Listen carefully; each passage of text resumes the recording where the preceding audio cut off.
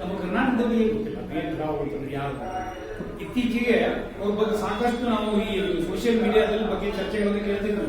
ಅವಾಗೆಲ್ಲ ನೋಡಿದಾಗ ಅನಿಸ್ತಿತ್ತು BN ರಾವ್ ಅಂತಂದ್ರೆ ಇವ್ರು ಏನ್ ಅನ್ಕೊಟ್ಟಿದ್ದಾರೆ, ಏನ್ ಅವ್ರ ಬಗ್ಗೆ ಬರೋದು, ಏನ್ ಹೇಳಿದ್ರು ಅವ್ರ ಬಗ್ಗೆ.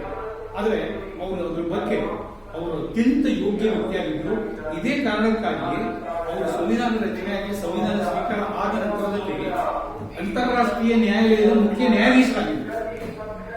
ಅವ್ರನ್ನ ಅಂತಾರಾಷ್ಟ್ರೀಯ ನ್ಯಾಯಾಲಯದ ಮುಖ್ಯ ನ್ಯಾಯಾಧೀಶರಾಗಿ ಅವರು ಆಮೇಲೆ ನಿವೃತ್ತಿ ಹೊಂದಿ ಆಮೇಲೆ ಸ್ವಿಟ್ಜರ್ಲೆಂಡ್ ಅಲ್ಲಿ ಯಾರು ಹೇಳಿದೆ ಕೇಳದೆ ತಿಳ್ಕೊಬೇಕು.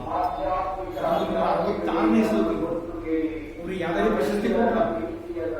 ಅವ್ರ ನೆನಪಾರಿ ಮಾಡ್ಕೊಂಡು ಭಾರತೀಯರ ಜಾಯಮಾನ ನಾವು ಒಳ್ಳೆ ಕೆಲಸವನ್ನು ಯಾವಾಗಲೂ ನಿಲ್ಲಿಸೋದು, ಕೆಟ್ಟ ಕೆಲಸಗಳನ್ನೇ ನಾವು ನಂತರ ಈ ಸಂವಿಧಾನ ಸಭೆ 1947 ಫೆಬ್ರವರಿ 21ಕ್ಕೆ ನಮ್ಮ ಸಂವಿಧಾನದ ಕರಡು ಸಮಿತಿಯಲ್ಲಿ ಒಂದು ಡ್ರಾಫ್ಟ್ ಅನ್ನು ಆ ಡ್ರಾಫ್ಟ್ ಅನ್ನು ಕೊಟ್ಟ ನಂತರದಲ್ಲಿ ಅದಕ್ಕೆ ತಿದ್ದುಪಡಿಗಳನ್ನು ಸೂಚಿಸಬೇಕು ಅಂತೇಳಿ ಎಲ್ಲ ಸದಸ್ಯರಿಗೆ ಹೇಳಿದರು.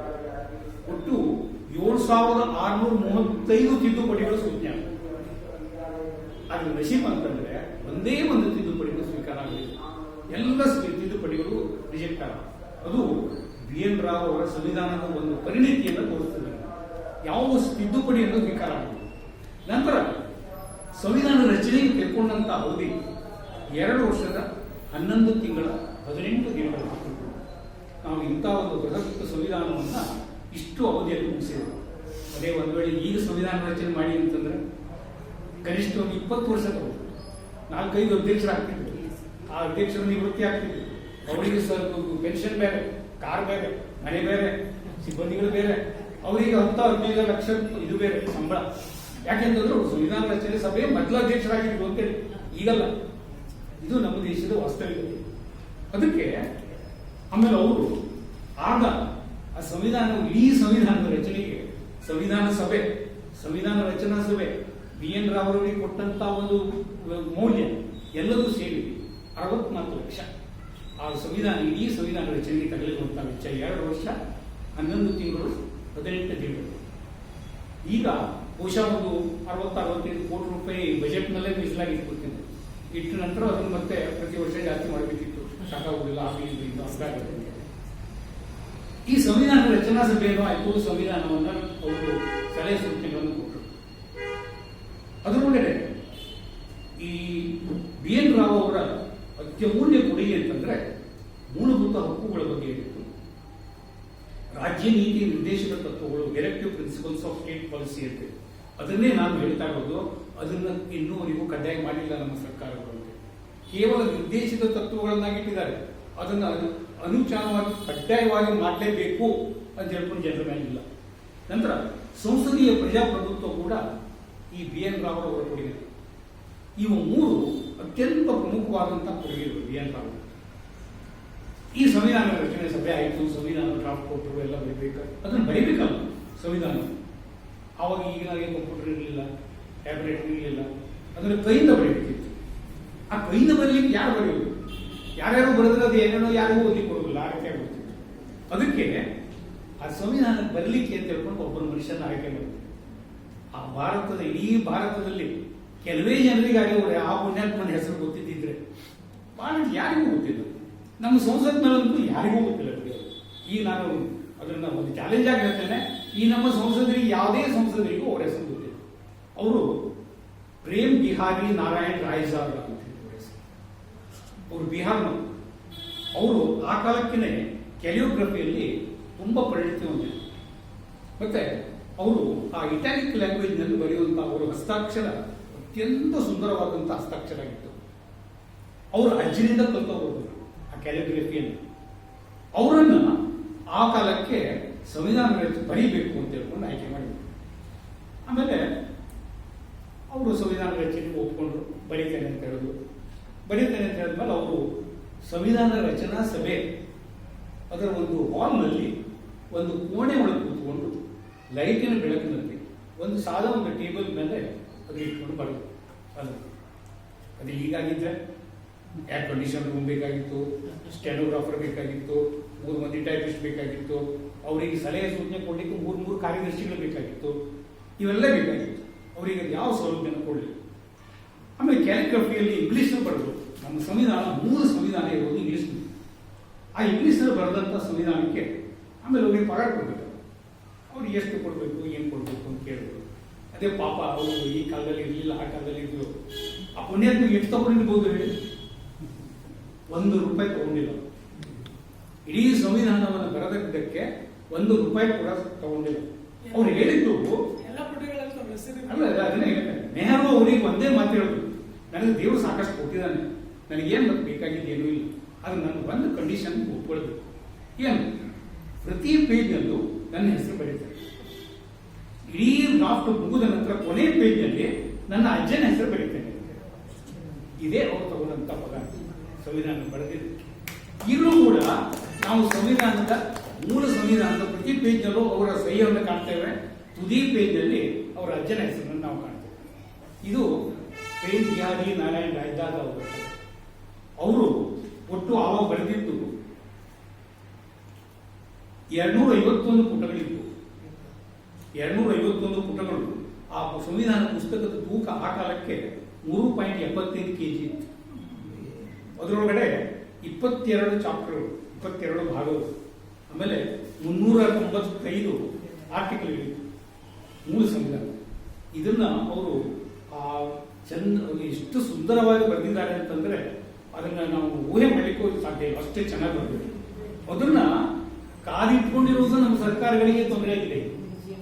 ಅದನ್ನ ಈಗ ಸಂವಿಧಾನದ ನಮ್ಮ ಪಾರ್ಲಿಮೆಂಟಿನ ಗ್ರಂಥಾಲಯದಲ್ಲಿದೆ.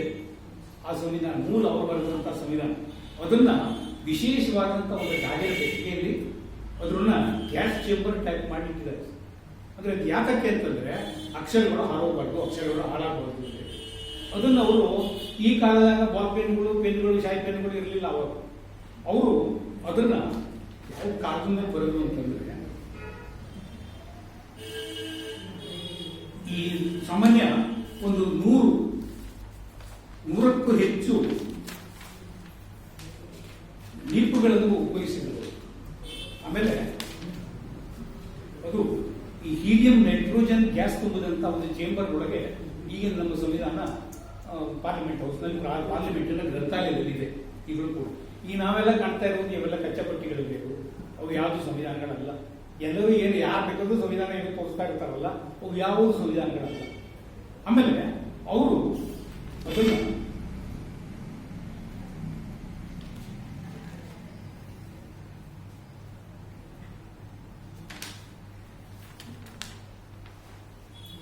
ಈ ಸಂವಿಧಾನ ಬರೆದಾದ ನಂತರದಲ್ಲಿ ಆ ಸಂವಿಧಾನದ ಪ್ರಕಾರ ನಾವು ನಡ್ಕೊಂಡು ಬಂದ್ವಿ. ಈಗ ನಾನು ಸಂವಿಧಾನದ ಬಗ್ಗೆ, ಸಂವಿಧಾನದಲ್ಲಿ ಏನೇನಿದೆ ಅಂತ ಹೇಳೋದನ್ನ ಸ್ವಲ್ಪ ಒಟ್ಟಿಗೆ ಹೇಳ್ಬೇಕಂತ.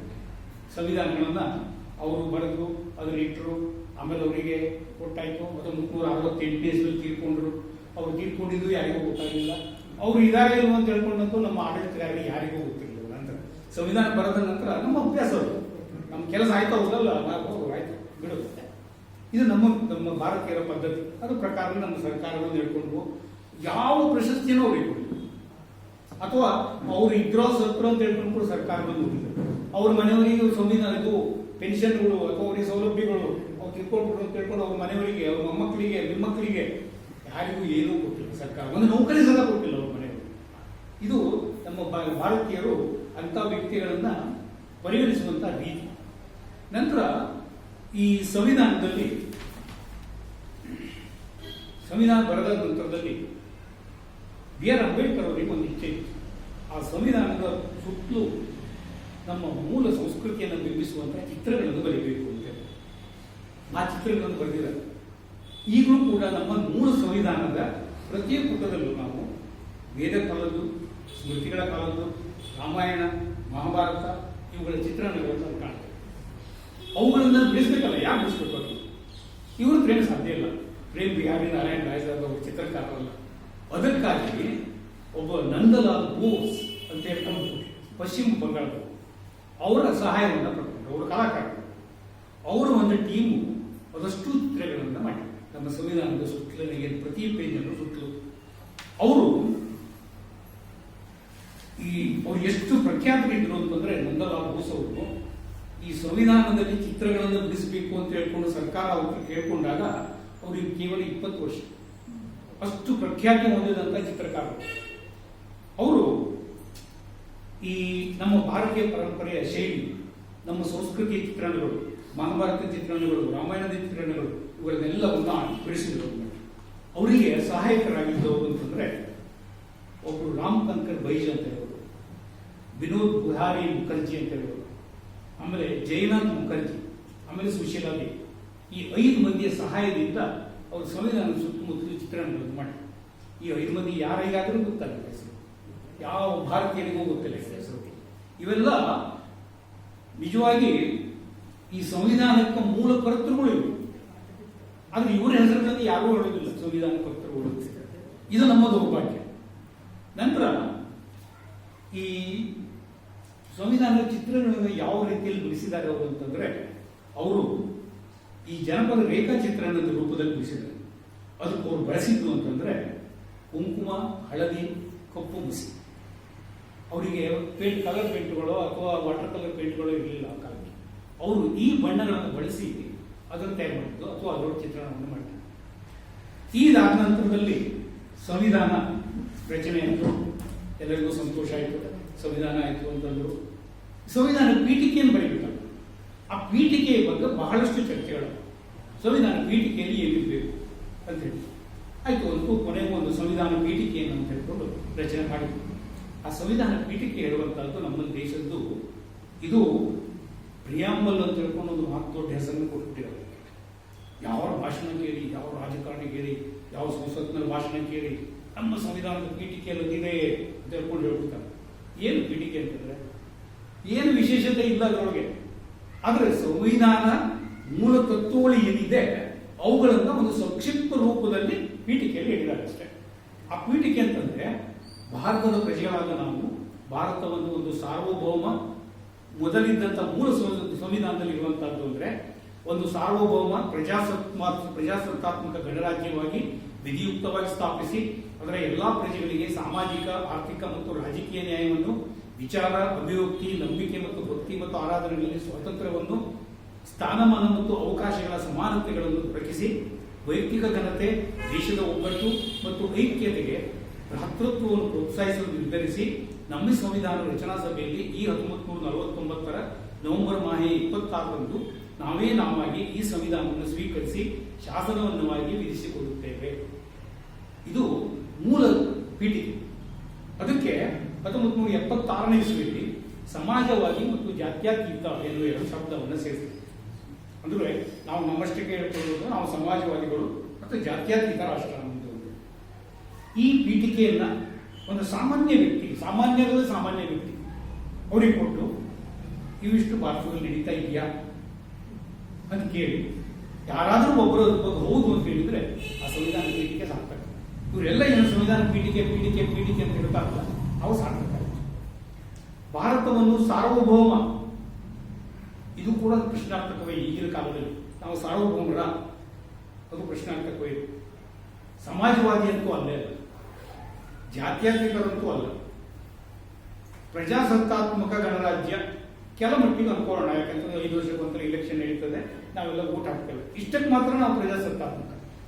ಇದಕ್ಕೂ ಮಿಕ್ಕಿ ಆ ಪ್ರಜಾಸತ್ತಾತ್ಮಕ ಹೇಳ ಶಬ್ದದ ಮೂಲ ಅರ್ಥ ಏನಿದೆ ಆ ಅರ್ಥಕ್ಕೆ ಅನುಗುಣವಾಗಿ ನಮ್ಮ ಪ್ರಜಾಸತ್ತಾತ್ಮಕವಲ್ಲ ನಾವು.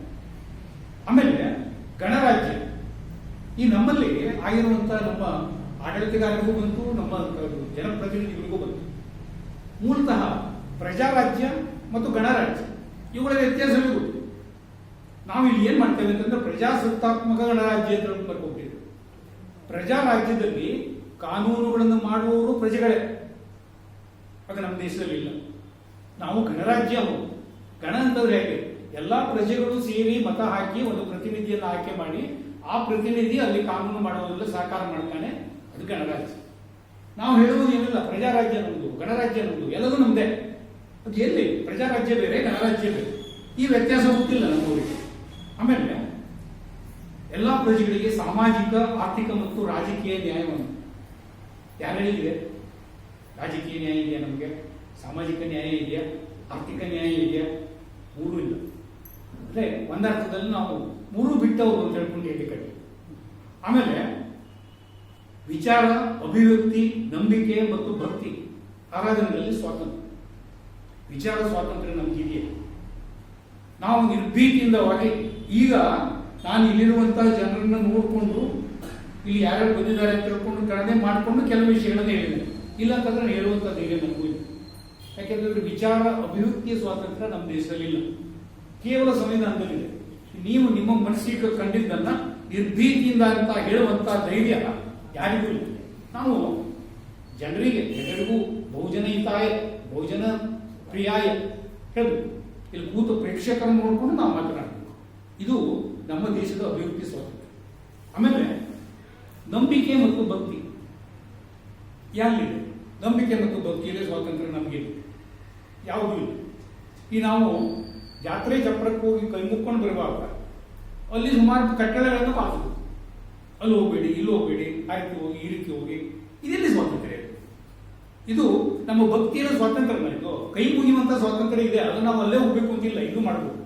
ಆದರೆ ಆ ಭಕ್ತಿ ಮತ್ತು ನಂಬಿಕೆಯಲ್ಲಿ ಸ್ವಾತಂತ್ರ್ಯ ಏನಿದೆ ನಮ್ಮ ಭಾರತೀಯರಿಗೆ ಇಲ್ಲ, ಈಗಿನ ಪರಿಸ್ಥಿತಿಯಲ್ಲಿ ಇಲ್ಲ ಅಂತ ಹೇಳ್ಬೋದು. ನಂತರ ಆರಾಧನೆಗಳಲ್ಲಿ ಸ್ವಾತಂತ್ರ್ಯ ಕೂಡ ನಮಗಿಲ್ಲ. ಯಾಕೆಂದ್ರೆ ನಾವು ಎಲ್ಲ ದೇವಸ್ಥಾನಗಳನ್ನು ಸ್ಥಾಪನೆ ಮಾಡ್ತೇವೆ. ಆ ದೇವಸ್ಥಾನಗಳನ್ನು ಅದು ಈ ನಾವು ಅಂದುಕೊಳ್ಬಹುದು, ನಾವು ಒಂದು ದೇವಸ್ಥಾನವನ್ನು ಸ್ಥಾಪನೆ ಮಾಡಿ ನಾವು ಪ್ರಾರ್ಥನೆ ಮಾಡಬಹುದು, ನಮಗೆ ಸ್ವಾತಂತ್ರ್ಯ ಇದೆ ಅಂತ ಹೇಳ್ಬೋದು. ಆದರೆ ಆ ದೇವಸ್ಥಾನಗಳನ್ನು ಸ್ಥಾಪನೆ ಮಾಡೋದಿರಲಿ, ಅಲ್ಲಿ ಆರಾಧನೆ ಮಾಡೋದಕ್ಕೆ ಎಷ್ಟು ಕಂಡೀಷನ್ಗಳಿವೆ ಅಥವಾ ಎಷ್ಟು ನಿರ್ಬಂಧಗಳನ್ನ ಸರ್ಕಾರಗಳು ಇಟ್ಟಿವೆ ಅಂತ ಒಂದು ನೋಡಿಕೊಂಡ್ರೆ ಅವು ನಮ್ಗೆ ಅರ್ಥ ಆಗ್ತದೆ. ನಮಗೆ ಆರಾಧನೆ ಸ್ವಾತಂತ್ರ್ಯವೂ ಇಲ್ಲ, ಮನೇಲಿ ನಿರ್ಭಯ ಮಾಡ್ಲಿಕ್ಕೆ ಸ್ವಾತಂತ್ರ್ಯ ಇದೆ ಬಿಟ್ರೆ ಬಾಕಿ ಯಾವ ಸ್ವಾತಂತ್ರ್ಯವೂ ನಮಗಿಲ್ಲ. ನಂತರ ವೈಯಕ್ತಿಕ ಘನತೆ, ವೈಯಕ್ತಿಕ ಘನತೆ ಯಾರಿಗಿದೆ? ಇದೆ, ಹೇಳಲಿಕ್ಕೆ ವೈಯಕ್ತಿಕ ಘನತೆ ಇದೆ, ನನ್ನಷ್ಟಕ್ಕೆ ನಾನು, ನಿಮ್ಮಷ್ಟಕ್ಕೆ ನೀವು ಹೇಳ್ಕೋಬಹುದು.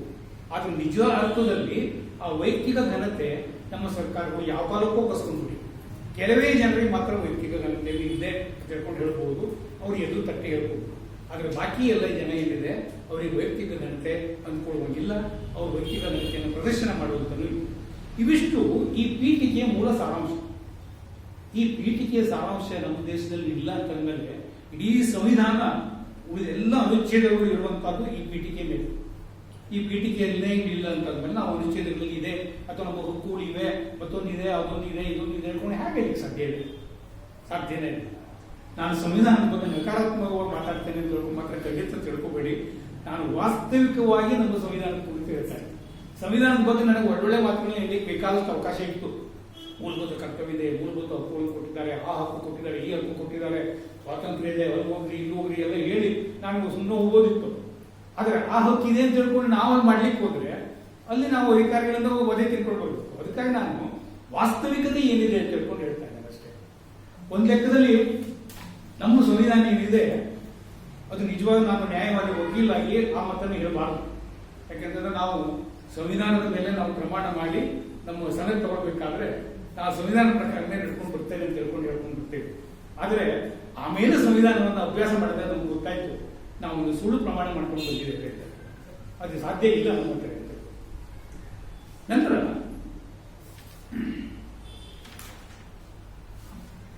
ಈ ಸಮಾಜವಾದಿ ಮತ್ತು ಜಾತ್ಯತೀತ ಎರಡು ಶಬ್ದಗಳನ್ನ 1976ನೇ ಇಸ್ವಿಯಲ್ಲಿ ಸಂವಿಧಾನದ 72ನೇ ತಿದ್ದುಪಡಿಯಲ್ಲಿ ತರಲಾಯಿತು.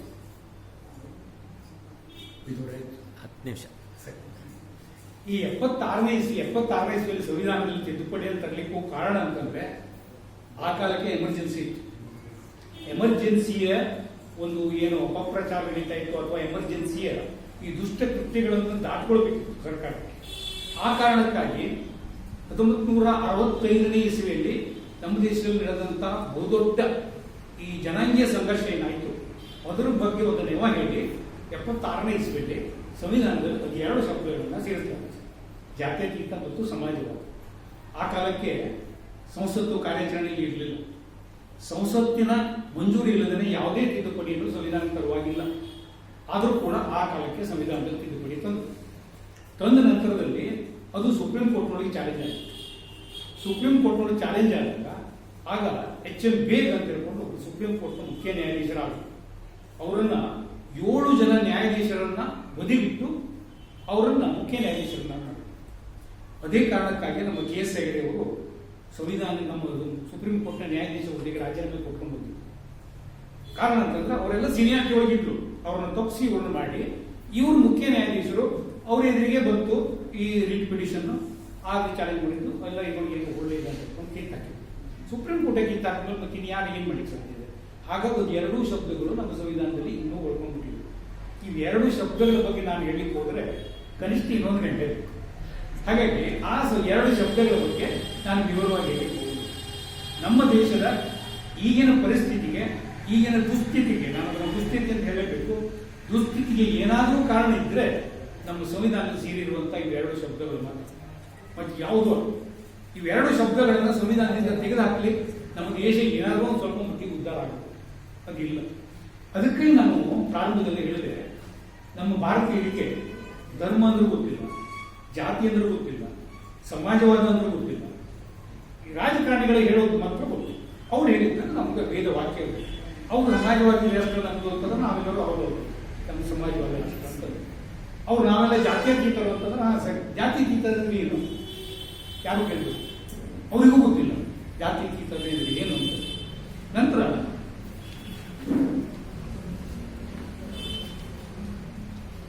6 ನಮ್ಮ ಮೂಲಭೂತ ಹಕ್ಕುಗಳು ಮತ್ತು 10 ಕರ್ತವ್ಯಗಳು ಏನಿದ್ದು ಅಂತ ಹೇಳ್ಕೊಂಡು ನಾನು ಹೇಳಿ ನಾನು ಕರ್ತವ್ಯಗಳು ಮಾಡಿಸಿದೆ ಒಂದ್ಸರ್ತಿಗೆ ಮಾಡಿಸಿದ್ದೆ.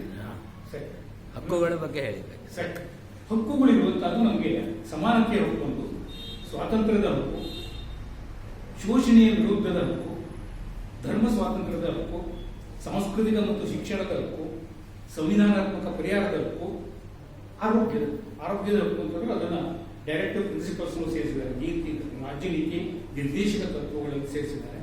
ಪ್ರಮುಖವಾಗಿ ಈ 6 ಹಕ್ಕುಗಳು ನಮಗೆ. ಅದಕ್ಕಾಗಿ ನಾನು ಹೇಳಿದ್ದು ನಮ್ಮ ಪೀಠಿಕೆಯಲ್ಲಿಯೇ ಈ 6 ಹಕ್ಕುಗಳ ವಿಷಯ ಬಂದಿದೆ ಅಂತ. ಸಮಾನತೆಯ ಹಕ್ಕು ಬಂದಿದೆ, ಸ್ವಾತಂತ್ರ್ಯದ ಹಕ್ಕು ಇದೆ, ಶೋಷಣೆ ವಿರುದ್ಧದ ಹಕ್ಕು. ಆ ಶೋಷಣೆ ವಿರುದ್ಧದ ಹಕ್ಕೇ ಅತ್ಯಂತ ಈಗಿನ ಕಾಲದಲ್ಲಿ ಅತ್ಯಂತ ಪ್ರಮುಖವಾಗಿರುವಂತಹ ಯಾರನ್ನು ಯಾರು ಶೋಷಣೆ ಮಾಡ್ತಾರೆ ಅಂತ ತಿಳ್ಕೊಂಡು ಯಾರಿಗೂ ಆದ್ರೆ ಶೋಷಣೆ ನಡೀತಾ ಇದೆ ಅಂತ ತಿಳ್ಕೊಂಡು ಎಲ್ಲರೂ ಅಷ್ಟೇ. ಇದೇ ನಮ್ಮ ರಾಷ್ಟ್ರದ ಒಂದು ಸ್ಥಿತಿ ಹೀಗೆ. ಆಮೇಲೆ ನಾವು ಸಂವಿಧಾನದಲ್ಲಿ ಧರ್ಮ ಸ್ವಾತಂತ್ರ್ಯದ ಹಕ್ಕು ಅಂತ ಹೇಳ್ಕೊಂಡು ನಾವೊಂದು ಹಕ್ಕನ್ನು ಇಟ್ಕೊಂಡಿದ್ವಿ. ಅದು ಆಕ್ಚುಲಿ ರಿಲಿಜಿಯಸ್ ಫ್ರೀಡಮ್ ಅಂತ ಹೇಳಿ. ನಾವು ಆ ರಿಲಿಜನ್ ಅನ್ನ ಯಾವುದೋ ಒಬ್ರು ನಮ್ಮ ಕನ್ನಡ ದೊಡ್ಡ ಪಂಡಿತರು ಇರಬೇಕು, ರಿಲಿಜನ್ ಅಂತಂದ್ರೆ ಧರ್ಮ ಅಂತ ಹೇಳ್ಬಿಟ್ರು ನಮಗೆ. ನಾವೆಲ್ಲರೂ ಅದನ್ನೇ ಬರ್ಕೊಂಡು ಅದನ್ನೇ ಗಟ್ಟಾಕೊಂಡು ಎಲ್ಲರೂ ಇಲ್ಲಿವರೆಗೂ ನಾವು ರಿಲಿಜನ್ ಅಂತಂದ್ರೆ ಧರ್ಮ ಅಂತ ಹೇಳ್ಕೊಂಡು ತಿಳ್ಕೊಂಡಿದ್ದೀವಿ. ರಿಲಿಜನ್ ಅಂತಂದ್ರೆ ಧರ್ಮ ಅಲ್ಲ. ರಿಲಿಜನ್ ಅಂತಂದ್ರೆ ಅದು ಮೂಲ ಲ್ಯಾಟಿನ್ ಶಬ್ದ ರಿಲಿಗೆರಾ ಎನ್ನುವ ಶಬ್ದದಿಂದ ಅಂತ ಬಂದಿದ್ದಂತೆ. ಅದರ ಅರ್ಥ ಒಂದು ಮತ ಅಥವಾ ಒಂದು ಪಂಥ ಅಥವಾ ಒಂದು ಕೋಮು. ಅಂದ್ರೆ ಆ ರಿಲಿಜನ್ ಅನ್ನು ಸ್ಥಾಪನೆ ಮಾಡೋರು ಯಾರಾದ್ರೂ ಇರಬೇಕು. ಅದು ಇದ್ರೆ ಮಾತ್ರ ಅದಕ್ಕೆ ರಿಲಿಜನ್ ಅಂತ. ಈಗ ಉದಾಹರಣೆಗೆ ಕ್ರಿಶ್ಚಿಯನ್ ಧರ್ಮವನ್ನ ಯೇಸು ಕ್ರಿಸ್ತನಿಂದ ಪ್ರಾರಂಭ ಆಯಿತು ಅಂತ ಹೇಳ್ಕೊಂಡಿದ್ರು. ಇಸ್ಲಾಂ ಧರ್ಮವನ್ನ ಮಹಮ್ಮದ್ ಪೈಗಂಬರ್ನಿಂದ ಪ್ರಾರಂಭ ಆಯಿತು ಅಂತ ಹೇಳಿದ್ರು. ಅವು ಜೈನ ಧರ್ಮವನ್ನ ಜೈನ ಅಂತ ಹೇಳ್ಕೊಂಡಿದ್ರೆ ಮಹಾವೀರರಿಂದ ಬಂತು ಅಥವಾ ಅದಕ್ಕೂ ಮೊದಲಿಂದಲೂ ಬಂತು ಅಂತ. ಬೌದ್ಧರು ಅಂತಂದ್ರೆ ಬುದ್ಧನಿಂದ ಬಂತು ಅಂತ. ಆದ್ರೆ ಈ ನಮ್ಮ ಹಿಂದೂ ಇದಕ್ಕೇನಿದೆ, ಇದಕ್ಕೆ ಯಾವ ಸ್ಥಾಪಕರೇ ಇಲ್ಲ. ಇದು ಅನಾದಿಯಿಂದ ಬಂದಿರುವಂತದ್ದು. ಇದು ಹಿಂದೂ ಧರ್ಮ ಅಂತೇಳಿ ಬಂದಿದ್ದು ಬ್ರಿಟಿಷರ ಅಪಭ್ರಂಶದಿಂದ. ಇದು ಹಿಂದೂ ಅಲ್ಲ, ಇದು ಸನಾತನ ಧರ್ಮ. ಸನಾತನ ಧರ್ಮ ಅಂತಂದ್ರೆ ಆ ಸನಾತನ ಧರ್ಮ ಹೇಳೋ ಹೆಸರಿನಿಂದ ಬಂದಿದ್ದಲ್ಲ. ಧರ್ಮ ಸನಾತನವಾಗಿದ್ದರಿಂದ ಅಲ್ಲಿಂದ ಬಂದಿರುವಂತಹದ್ದೇ ಬಿಟ್ಟರೆ ಇದು ನಾವು ಕರ್ಕೊಳ್ತೀವಿ ಅಷ್ಟೇ. ನಮ್ಗೆ ಹಿಂದೂ ಧರ್ಮ ಅಂತ ಹೇಳ್ಕೊಂಡು ಆ ಹಿಂದೂ ಧರ್ಮವೂ ಇಲ್ಲ, ಕ್ರಿಶ್ಚಿಯನ್ ಧರ್ಮವೂ ಇಲ್ಲ, ಇಸ್ಲಾಂ ಧರ್ಮವೂ ಇಲ್ಲ. ಅವೆಲ್ಲ ಮತಪಂಥಗಳು. ಅಂದ್ರೆ ನಾವು ವ್ಯತ್ಯಾಸವನ್ನು ಯಾವ ರೀತಿ ಮಾಡಬೇಕು ಅಂತಂದ್ರೆ, ಈ ಧರ್ಮ ಅಂತಂದ್ರೆ ಅದಕ್ಕೆ ಒಂದು ದೊಡ್ಡ ಶ್ಲೋಕನೇ ಇದೆ. ಒಂದು ಶ್ಲೋಕ ಅಂತ ಹೇಳ್ಬಿಡ್ತಾನೆ. ಅದು ಅಂತಂದ್ರೆ ಅದು ನಮ್ಮ ಮನುಸ್ಮೃತಿಯಲ್ಲಿದೆ. ಧರ್ಮ ಅಂತಂದ್ರೆ ಏನು? ಅದು ಧೃತಿ ಕ್ಷಮ ದಮಾಸ್ತೇಯಿ ಶೌಚಂ ಇಂದ್ರಿಯ ನಿಗ್ರಹ ಧೀರ್ ವಿದ್ಯಾ ಸತ್ಯ ಮಕ್ರೋದು ದಶಕಂ ಧರ್ಮ. ಇವು ಧರ್ಮ ಅಂತ. ಇದು ಹಿಂದೂ ಶಬ್ದ ಇಲ್ಲ ಇದರೊಳಗೆ, ಬುದ್ಧ ಶಬ್ದ ಇಲ್ಲ, ಜೈನ ಶಬ್ದ ಇಲ್ಲ, ಇಸ್ಲಾಂ ಇಲ್ಲ, ಕ್ರಿಶ್ಚಿಯನ್ ಇಲ್ಲ. ಇದರೊಳಗೆ ಹೇಳಿರೋದೇನು? ಧೃತಿ ಕ್ಷಮ ದಮಸ್ತೇಯ. ಧೃತಿ ಕ್ಷಮ, ದಮ, ಶೌಚ, ಇಂದ್ರಿಯ ನಿಗ್ರಹ, ಆಮೇಲೆ ಧೀ ವಿದ್ಯಾ ಸತ್ಯ, ಅಕ್ರೋಧ, ದಶಕಂ ಧರ್ಮರಕ್ಷ. ಇವಿಷ್ಟಿದ್ರೆ ಅದೇ ಧರ್ಮ. ಇದು ಎಲ್ಲ ಮತಪಂಥಗಳಲ್ಲೂ ರಿಲಿಜನ್ಗಳಲ್ಲಿ ಇರಬಹುದು, ಆದರೆ ಅವೇ ಧರ್ಮಗಳಲ್ಲ. ಈ ವ್ಯತ್ಯಾಸವನ್ನು ನಮ್ಮ ಭಾರತೀಯರು ಇದುವರೆಗೂ ನಾವು ಕಂಡುಕೊಂಡಿದ್ದೀವಿ. ನಾನು ಒಂದು ವಿಷಯವನ್ನು ಹೇಳಬೇಕು. ಸದ್ಯ ಈಗೊಂದು 5-6 ತಿಂಗಳ ಹಿಂದೆ ರಾಮಚಂದ್ರಪುರ ಮಠದ ಸ್ವಾಮೀಜಿಯವರು ಜೀವಯಾನ ಅಂತ ಒಂದು ಸರಣಿಯನ್ನು ಪ್ರಾರಂಭ ಮಾಡಿದರು, ಭಾಷಣದ ಮಾಲಿಕೆ. ಅದರೊಳಗೆ ಇದೇ ವಿಷಯವನ್ನು ಅವರು ಹೇಳಿದರು, ಧರ್ಮ ಅಂತಂದ್ರೆ ಏನು. ಅವಾಗ ನನಗನ್ಸಿದ್ದು, ಆಗಲಿ ಒಬ್ಬರಾದ್ರೂ ಹೇಳಿದ್ರಲ್ವ ಧರ್ಮದ ಬಗ್ಗೆ ನಿಜವಾದ ವಿಷಯವನ್ನು. ಎಲ್ಲರೂ ಧರ್ಮ ಅಂತಂದ್ರೆ ಹೇಳೋದು ಅಂತಂದ್ರೆ ಹಿಂದೂ ಧರ್ಮ ಅಂತಂದ್ರೆ, ಹಿಂದೂ ಇದು ಸಿಂಧೂ ಸಂಸ್ಕೃತಿಯ ಏನು ಜನರಿದ್ರು ಅವರು ಅದೇ ಒಂದು ಪದ್ಧತಿಯನ್ನು ಅನುಸರಿಸ್ಕೊಂಡು ಬಂದರು. ಆ ಸಿಂಧೂ ಹೋಗಿ ಬ್ರಿಟಿಷರ ಅಪಭ್ರಂಶದಿಂದ ಹಿಂದೂ ಅಂತಾಗಿತ್ತು. ಅದನ್ನು ನಾವು ಹೌದು ಅಪಭ್ರಂಶ ಆದ್ರೂ ನಾವು ಅದು ಅಪಭ್ರಂಶನೋ ಅಥವಾ ಸತ್ಯವೋ ನಾವು ಯಾವಾಗಲೂ ಭಾರತೀಯರು ಜನ ಹೇಳಿದ್ರು, ಭಾರತೀಯರು ನಾವು ಅದ್ರ ಬಗ್ಗೆ ಎಲ್ಲ ಚರ್ಚೆ ಹೋಗುವುದಿಲ್ಲ, ವಿಚಾರಕ್ಕೆ ಹೋಗುವುದಿಲ್ಲ. ಅವ್ರು ಹೇಳಿದಾರಲ್ವ ಸರಿ ಅದೇ ಅಂತ ಮಾಡ್ಕೊಂಡು ನಾವು ನಂಬ್ಕೊಂಡು ಬಂದಿದ್ದೆ. ಬಿಟ್ಟರೆ ಅದು ಯಾವುದೂ ಒಂದು ಧರ್ಮಗಳಲ್ಲ, ಅವೆಲ್ಲ ಮತಪಂಥ, ಕೋಮು, ಸಮುದಾಯ, ಸಮಾಜ. ಈ ನಾವು ಅನೇಕ ಬಾರಿ ಕಾಣ್ತೇವೆ, ನಮ್ಮ ಹಿಂದೂ ಸಮಾಜ ಅಂತ ಹೇಳ್ತಾರೆ. ಕರೆಕ್ಟ್, ಅದು ಹಿಂದೂ ಸಮಾಜ, ಅದು ಧರ್ಮ. ಇದನ್ನ ನಮ್ಮ ಸಂವಿಧಾನದಲ್ಲಿ ರಿಲಿಜನ್ ಅಂತ, ಆ ರಿಲಿಜನ್ ಅಂತ ಹೇಳಿದ್ದನ್ನ ನಾವು ಅದರಿಂದ ಧರ್ಮ ಅಂತ ಕಳ್ಕೊಂಡ್ಬಿಟ್ವಿ. ಈ ಸೆಕ್ಯುಲರ್ ಎಂಬ ಶಬ್ದ ಬಂತು. ಆ ಸೆಕ್ಯುಲರ್ ಇದಕ್ಕೆ, ಅದು ಸೆಕ್ಯುಲರ್ ಕೂಡ ಲ್ಯಾಟಿನ್ ಶಬ್ದ, ಅದಕ್ಕೆ ಅರ್ಥನೇ ಬೇರೆ. ತಾತ್ಕಾಲಿಕ ಅಂತ ಹೇಳಿ ಸೆಕ್ಯುಲರ್ ಅರ್ಥ ತಾತ್ಕಾಲಿಕವಾದದ್ದು. ಅದನ್ನು ನಾವು ಸೆಕ್ಯುಲರ್ ರಾಷ್ಟ್ರ ನಮ್ಮದು ಅನ್ಕೋಬಿಟ್ಟಿವಿ. ನಾವು ಸೆಕ್ಯುಲರ್ ಅಂತಂದ್ರೆ ಜಾತ್ಯತೀತ ಅನ್ಕೋಬಿಟ್ಟಿವಿ. ಯಾವ ಜಾತಿನೋ ಯಾವ ಧರ್ಮನೋ ಯಾರಿಗೂ ಗೊತ್ತಿಲ್ಲ. ಇದು ನಾವು ಭಾರತೀಯರು ಮಾಡಿರುವಂಥ ದೊಡ್ಡ ದ್ರೋಹ ಸಂವಿಧಾನಕ್ಕೆ ಅಂತ ತಪ್ಪಿದೆ. ಹಾಗಾಗಿ ಆ ಸಂವಿಧಾನ ಬಹುಶಃ ಆ ಗ್ಯಾಸ್ ಚೇಂಬರ್ ಕೂತ್ಕೊಂಡು ಹೇಳ್ತಾ ಇರ್ಬೋದು, ಮೂರ್ಖರಿಗೆ ಕೊಡಬೇಡಿ ನನ್ನ ಅಂತ. ಇದು ನಿಜವಾಗಿ ಆಗಿರೋದು ಅಲ್ಲಿ ಇದೆ, ಸುರಕ್ಷಿತವಾಗಿದೆ, ಅದರ ಎಲ್ಲೋ ಕಚ್ಚಾಪಟ್ಟಿಗಳೆಲ್ಲ ಇದೆ. ಈ ನಾವು ಈ ಸಂವಿಧಾನದ ಈ ತಿದ್ದುಪಡಿಗಳನ್ನು ನೋಡಿದರೆ ನಮ್ಮ ಸಂವಿಧಾನಕ್ಕೆ 127 ತಿದ್ದುಪಡಿಗಳನ್ನು ಇಟ್ಕೊಳ್ಳೋದು. ನಾವು ಕನ್ನಡ ಶಾಲೆಯಲ್ಲಿ ಹೇಳಿದ್ದಾರೆ, ನಾವು ಮಾಸ್ತರ್ ಎಲ್ಲರೂ ಪಕ್ಕಾಪಟ್ಟಿಯಲ್ಲಿ 3 ಚಿತ್ರಾಟ ಆದರೆ ಆ ಪೇಜಲ್ಲಿ ಬೇರೆ ಬರ್ತಾವ ಅಂತ ಹೇಳ್ತೀವಿ. ಇದು 127 ತಿದ್ದುಪಡಿ ಆದರೂ ಇನ್ನೂ ನಮ್ಮ ಸಂವಿಧಾನವನ್ನು ಎಲ್ಲ ಕರೆಕ್ಟ್ ಇದೆ, ಹೋಗಿದೆ, ಹಾಗಿದೆ, ಹೀಗೆ. ಇದು ನಮ್ಮ ಹಣೆ ಬರ. ಆ ಸಂವಿಧಾನದ ಬಗ್ಗೆ, ಸಂವಿಧಾನದ ಒಂದು ಮೂಲ ಸ್ವರೂಪವನ್ನು ಬದಲಾಯಿಸುವುದ್ರ ಬಗ್ಗೆ ಯಾವ ಪಕ್ಷದವರು ವಿಚಾರ ಮಾಡೋದಿಲ್ಲ, ಯಾರೂ ವಿಚಾರ ಮಾಡ್ತಾ ಇಲ್ಲ. ಯಾರೇ ವಿಚಾರ ಮಾಡಿದ್ರು ದೇಶದ್ದು ಈ ಪರಿಸ್ಥಿತಿಯಲ್ಲಿ ನಾವಿದ್ದೇವೆ. ಹಾಗಾಗಿ ಈ ಸಂವಿಧಾನದ ಬಗ್ಗೆ ನಾನು ಇನ್ನೂ ಹೇಳಲಿಕ್ಕೆ ಹೋದ್ರೆ, ನನಗೇನೋ ಮೂಲಭೂತ ಅಭಿವ್ಯಕ್ತಿ ಸ್ವಾತಂತ್ರ್ಯ ಇದೆ, ಆದರೆ ಅದ್ರ ಜೊತೆಗೆ ನನ್ನೊಂದು ಕರ್ತವ್ಯವೂ ಇದೆ. ಏನಂತಂದ್ರೆ ಮತ್ತೊಬ್ಬರು ಮನಸ್ಸಿಗೆ ನೋವಾಗುವಂತ ನನ್ನ ಕರ್ತವ್ಯವನ್ನು ನಾನು ಪ್ರಯೋಗ ಮಾಡಬಾರ್ದು. ಅವಾಗ ಏನಾಗ್ತದೆ ಅಂತಂದ್ರೆ ನಿಮ್ಮ ಕುಂತವರಿಗೆ ಇವ್ರಿಗೆ ಏನು ಅಭಿವ್ಯಕ್ತಿ ಸ್ವಾತಂತ್ರ್ಯ ಅಂತ ಅನಿಸ್ಬೋದು. ಹಾಗಾಗಿ ನೀವು ನಿಮ್ಮ ಹಕ್ಕನ್ನು ಚಲಾಯಿಸುವುದರ ಒಳಗೆ ನಾನು ನನ್ನ ಕರ್ತವ್ಯವನ್ನು ಮಾಡಿಕೊಂಡು ನನ್ನ ಅಭಿವ್ಯಕ್ತಿ ಸ್ವಾತಂತ್ರ್ಯವನ್ನು ಮುಗಿಸುವುದು ಒಳ್ಳೆಯದು ಅಂತ ಅನಿಸ್ತಾ ಇದೆ. ಹಾಗಾಗಿ ನನಗೆ ಇದೊಂದು ಸಂವಿಧಾನದ ಬಗ್ಗೆ ಒಂದು 4 ನನ್ನ ವಿಚಾರಗಳನ್ನು ನಿಮ್ಮಲ್ಲಿ ಹಂಚಿಕೊಳ್ಳಿಕ್ಕೆ ಅವಕಾಶ ಮಾಡಿಕೊಟ್ಟಿದ್ದಕ್ಕೆ ತಮಗೆ ಅತ್ಯಂತ ಧನ್ಯವಾದ ಹೇಳ್ತೇನೆ. ಇವರು ಅಕ್ಸಾರ್ನಲ್ಲಿ ಪ್ರಾಥಮಿಕ ಶಿಕ್ಷಣ ಹಾಗೂ ಯೂನಿವರ್ಸಿಟಿ ಲಾ ಕಾಲೇಜ್ ಧಾರವಾಡದಲ್ಲಿ ವಕೀಲಿ ಶಿಕ್ಷಣವನ್ನು ಪೂರೈಸಿ 1988ರಲ್ಲಿ ಬೆಂಗಳೂರಿನ ಹೈಕೋರ್ಟ್ನಲ್ಲಿ ವಕೀಲಿ ವೃತ್ತಿಯನ್ನು ಪ್ರಾರಂಭ ಮಾಡಿದರು. ಅಲ್ಲಿ ಒಂದು 3 ವರ್ಷಗಳ ಕಾಲ ಈ ಹೈಕೋರ್ಟ್ ವಕೀಲಿಕೆಯನ್ನು ಮಾಡಿ 1991ರಲ್ಲಿ ಸಿರ್ಸಿ ನ್ಯಾಯಾಲಯದಲ್ಲಿ ವೃತ್ತಿಯನ್ನು ಪ್ರಾರಂಭ ಮಾಡಿದರು. ಅದು ನಮ್ಮೆಲ್ಲರ ಸೌಭಾಗ್ಯ ಅಂತ ಹೇಳಬೇಕು. ಅವರು ಮತ್ತೆ ಹುಟ್ಟಿದ ಊರಿಗೆ ಬಂದು ತಮ್ಮ ವೃತ್ತಿಯನ್ನು ಮುಂದುವರಿಸಿದರು. ಆಮೇಲೆ 1988ರಿಂದ 99ರವರೆಗೆ 1991ರಿಂದ 1990ರವರೆಗೆ 8 ವರ್ಷಗಳ ಕಾಲ ಸಿರ್ಸಿಯ ಪ್ರಖ್ಯಾತ ವಕೀಲರಾಗಿರುವಂತಹ ಆರ್ ಹೆಗ್ಡೆ ಹೊಡ್ಲಮನೆಯವರ ಜೊತೆಯಲ್ಲಿ ಅವರು ಜೂನಿಯರ್ ಆಗಿ ಕೆಲಸಗಳನ್ನು ಮಾಡಿದರು. ಅನೇಕ ಕೇಸ್ಗಳನ್ನ ಗೆದ್ದುಕೊಟ್ಟು ಇವರು ಹೆಸರನ್ನು ಸಂಪಾದಿಸಿದ್ದಾರೆ. ಹಾಗೆಯೇ 1999ರಿಂದ ಸ್ವತಂತ್ರವಾಗಿ ವಕೀಲಿ ವೃತ್ತಿಯನ್ನ ಸಿರ್ಸಿ ಕೋರ್ಟ್ನಲ್ಲಿ ಮಾಡ್ತಾ ಇದ್ದಾರೆ. ಹೆಚ್ಚಾಗಿ ಇವರು ಸಿವಿಲ್ ಹಾಗೂ ಕ್ರಿಮಿನಲ್ ಎರಡೂ ತರದ ಕೇಸ್ಗಳನ್ನ ಇವರು ಗೆದ್ದುಕೊಟ್ಟಿದ್ದಾರೆ. ಅದರಲ್ಲಿ ಇವರು ಪ್ರಾಕ್ಟೀಸ್ ಮಾಡ್ತಾ ಇದ್ದಾರೆ. 2022ರಿಂದ ಅಂದ್ರೆ ಈಗ ಸುಮಾರು 4 ವರ್ಷಗಳಿಂದ ನಿರಂತರವಾಗಿ ಜನಮಾಧ್ಯಮ ಪತ್ರಿಕೆಯಲ್ಲಿ ಈ ಸಂವಿಧಾನ ಮತ್ತು ಅದರ ವಾಸ್ತವತೆ ಸಂವಿಧಾನ ಮತ್ತು ವಾಸ್ತವ ಎನ್ನುವಂತ ಅಂಕಣವನ್ನ ನಿರಂತರವಾಗಿ ಬರಿತಾ ಬಂದಿದ್ದಾರೆ, ನಡೆಸ್ಕೊಂಡು ಬಂದಿದ್ದಾರೆ. ಸಂವಿಧಾನ ಬಗ್ಗೆ ಸಂಪೂರ್ಣ ಪರಿಚಯವನ್ನ ಓದುಗರಿಗೆ ಮಾಡಿಕೊಡ್ತಾ ಇದ್ದಾರೆ. ಇಂಥ ನಮ್ಮ ರಮಾಕಾಂತ್ ಜಿ ಹೆಗ್ಡೆ ಏರಿಮನಿಯವರು ಇವತ್ತು ನಮ್ಮೊಂದಿಗಿದ್ದಾರೆ. ನಮ್ಮ ಈ ಕಾರ್ಯಕ್ರಮದಲ್ಲಿ ಇವರು ಭಾಗವಹಿಸ್ತಾ ಇದ್ದಾರೆ. ಅದೇ ಅವರ ಮಹತ್ವದ ವಿಷಯ ಸಂವಿಧಾನ ಮತ್ತು ಅದರ ವಾಸ್ತವತೆ ಎನ್ನುವುದರ ಬಗ್ಗೆ ಇವತ್ತು ಅವರು ಉಪನ್ಯಾಸವನ್ನು ನೀಡುತ್ತಿದ್ದಾರೆ.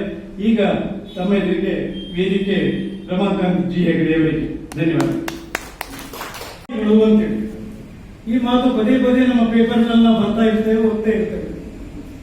ಆದ್ರೆ ಮನುಸ್ಮೃತಿಯಲ್ಲೂ ಕೂಡ ಈ ಸಂವಿಧಾನದ ಉಲ್ಲೇಖಗಳು, ಮನುಸ್ಮೃತಿಯಿಂದಲೂ ಕೂಡ ಸಂವಿಧಾನದಲ್ಲಿ ಕೆಲವು ಉಲ್ಲೇಖಗಳನ್ನು ತಗೊಂಡಾಗಿದೆ ಎನ್ನುವಂಥದ್ದನ್ನ ಇವತ್ತು ರಮಾಕಾಂತ್ ಹೆಗಡೆ ಅವರು ನಮಗೆ ಅತ್ಯಂತ ಉಪಯುಕ್ತವಾದಂತಹ ಮಾಹಿತಿಗಳನ್ನು ಕೊಟ್ಟಿದ್ದಾರೆ.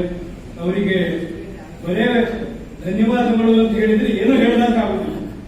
ಅವರ ಜ್ಞಾನ, ವಿದ್ವತ್ತು, ಅವರು ಮಾಡಿದಂತ ಅಭ್ಯಾಸ ಇದು ನಿಮ್ಮೆಲ್ಲರಿಗೂ ಕೂಡ ಈ ಒಂದು ಅವರ ಉಪನ್ಯಾಸದ ಮೂಲಕ ಇವತ್ತು ಮನದಟ್ಟಾಗಿದೆ. ಅವರಿಗೆ ನಾವು ಎಷ್ಟು ಕೃತಜ್ಞತೆಗಳನ್ನು ಹೇಳಿದ್ರು ಅದು ಕಡಿಮೆ. ಇದರಲ್ಲಿ ಒಂದು ಸಣ್ಣ ಮಾತಿಗೆ ಪೂರಕವಾಗಿ ಅವರೇನು ಬೆಂಗಲ್ ನರಸಿಂಹರಾಯರ ಬಗ್ಗೆ ಹೇಳಿದ್ರು, ಸಂವಿಧಾನದ ಮೂಲ ಕರಡನ್ನ ಬರೆದವರು. ಅವರು ನಿಮ್ಗೆಲ್ರಿಗೂ ಫಾರ್ ಯುವರ್ ಇನ್ಫಾರ್ಮೇಶನ್ ಅವರು ಕೊಂಕಣಿಗರು, ಶ್ಯಾಮ್ ಬೆಂಗಲ್ ಕುಟುಂಬದವರು. ನಿಮಗೆ ಚಿತ್ರ ರಂಗದಲ್ಲಿ ನಿರ್ದೇಶಕರಾಗಿರುವಂತಹ ಶ್ಯಾಮ್ ಬೆಂಗಲ್ ಅವರು ಕೂಡ ಅವರ ಕುಟುಂಬದಿಂದಲೇ ಬಂದವರು. ಮಂಗಳೂರಿನಲ್ಲಿ ಅವರ ಮನೆ ಇದೆ. ಅವರು ತಮ್ಮ ಬೆಂಗಲ್ ರಾಮರಾವರು ನಮ್ಮ RBI ಗವರ್ನರ್ ಆಗಿದ್ದರು. ಅವರು ತಮ್ಮ ಬೆಂಗಲ್ ರಾಮರಾಯ್ ಇನ್ನೊಬ್ಬನು ಬಹಳ ದೊಡ್ಡ ಪೋಸ್ಟ್ ನಲ್ಲಿ ಇದ್ರು. ಹಾಗೆ ಅವರು ಇಡೀ ಕುಟುಂಬ ಬಹಳ ಒಂದು ದೊಡ್ಡ ಸಾಧನೆಯನ್ನ ಮಾಡಿದಂಥದ್ದು. ಆಮೇಲೆ ಅವರು ಜಮ್ಮು ಕಾಶ್ಮೀರದ ಪ್ರಧಾನಮಂತ್ರಿಗಳಾಗಿ ಕೂಡ ಕೆಲಸ ಮಾಡಿದ್ದಾರೆ. ಅಷ್ಟೇ ಅಲ್ಲ, ವಿಶ್ವಸಂಸ್ಥೆಯ ಭದ್ರತಾ ಮಂಡಳಿಯಲ್ಲಿಯೂ ಕೂಡ ಅವರು ಸದಸ್ಯರಾಗಿದ್ದರು. ಇಂಥ ಅಂತಾರಾಷ್ಟ್ರೀಯ ನ್ಯಾಯಾಲಯದ ನ್ಯಾಯಾಧೀಶರಾಗಿದ್ದರು. ಇಂಥ ಒಬ್ಬ ಮಹಾನ್ ವ್ಯಕ್ತಿ ಆ ಸಂವಿಧಾನದ ಕರಡನ್ನ ಬರೆದಂತವರು ಅನ್ನುವಂಥದ್ದನ್ನು ಹೇಳಲಿಕ್ಕೆ ತುಂಬಾ ಖುಷಿ ಆಗ್ತಾ ಇದೆ, ಹೆಮ್ಮೆ ಆಗ್ತಾ ಇದೆ. ಅವರು ಕೂಡ ಕೊಂಕಣಿ ಮಾತೃಭಾಷಿಕರಾಗಿ ಇಷ್ಟೆಲ್ಲ ಸಾಧನೆಗಳನ್ನ ಮಾಡಿದವರು ಅಂತ ಹೇಳಿದ್ರು